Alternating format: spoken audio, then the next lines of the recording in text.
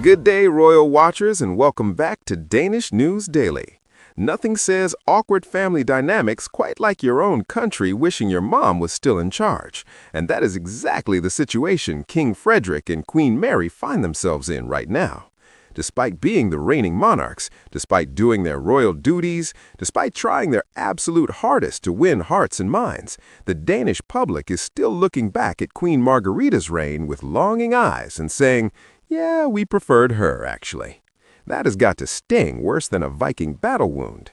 If you want to know why the Danes are experiencing serious buyer's remorse with their new king and queen, hit that subscribe button and smash that notification bell, because this is about to get uncomfortable. Let us start with the elephant in the room, shall we? Queen Margarita abdicated in January 2024 after an absolutely legendary 52-year reign. 52 years! That's longer than most people's entire careers. She was beloved, respected, considered one of the most successful monarchs in Danish history. She was an artist, a translator, she designed her own costumes, she smoked cigarettes like a boss, and she did not care what anyone thought about it. The woman was an icon. And then she shocked the entire nation by announcing she was stepping down, handing the crown to Frederik. At the time, people thought, okay, fresh start, new generation, this will be exciting. Except nobody anticipated what came next. Here's the brutal truth. Frederik's reign got off to possibly the worst start imaginable. Just months before his mother abdicated, those Madrid photos surfaced, and suddenly the crown prince was embroiled in a scandal that made international headlines. So when he became king in January 2024, he was not stepping into the role with a clean slate and public goodwill. He was stepping into it with suspicion, judgment, and a whole lot of awkward questions hanging over his head. It's like getting promoted to CEO right after being caught doing something dodgy at the office Christmas party. Not exactly the triumphant beginning you want. And Queen Mary?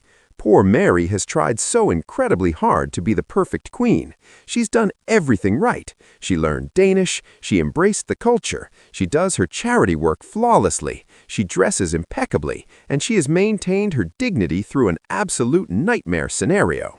But here's the problem. No matter how brilliant she is forever linked to that Madrid scandal. People look at her and feel sorry for her, which is not the same as respecting her as a strong monarch. She has become the sympathetic figure rather than the powerful queen, and that is largely because of her husband's actions.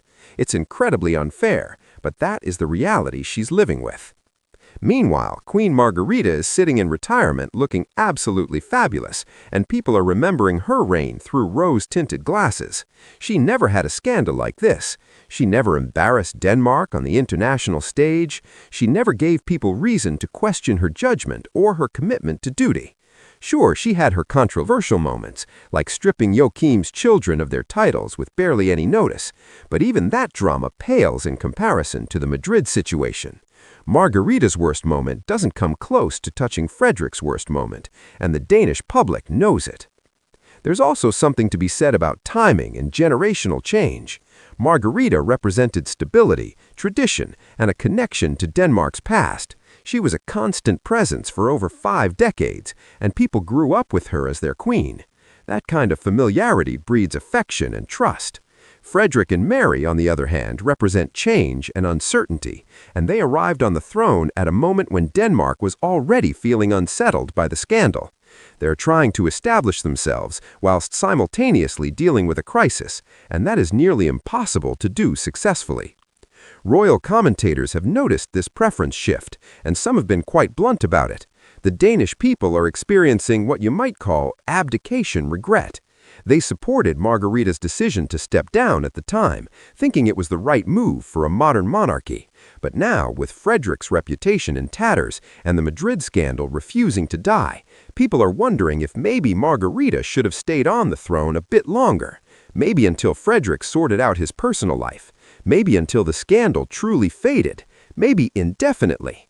That is not just awkward for Frederik and Mary. That's absolutely devastating for their legitimacy as monarchs. Let us talk numbers and public sentiment for a moment. Whilst there are not constant approval rating polls for the Danish royals like there are for politicians, the general vibe from media coverage and public discourse is pretty clear. People respected Margarita. They admired her strength, her intellect, her artistic talents, and her dedication to duty. When people talk about Frederik and Mary, the conversation is completely different. It's all about the scandal, the drama, the questions about their marriage, and whether they can restore dignity to the monarchy. That's not the conversation you want people having about your reign. You want them talking about your accomplishments, not your controversies. There's also the issue of how Margarita handled her abdication versus how Frederik has handled his scandal. Margarita was transparent, direct, and decisive.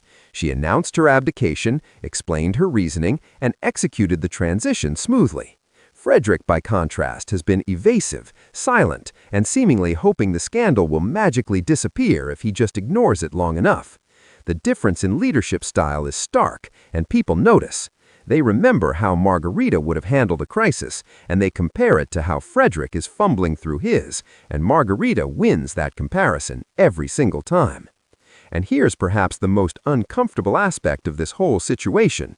Some royal watchers are speculating that Margarita's abdication timing was directly related to the Madrid scandal.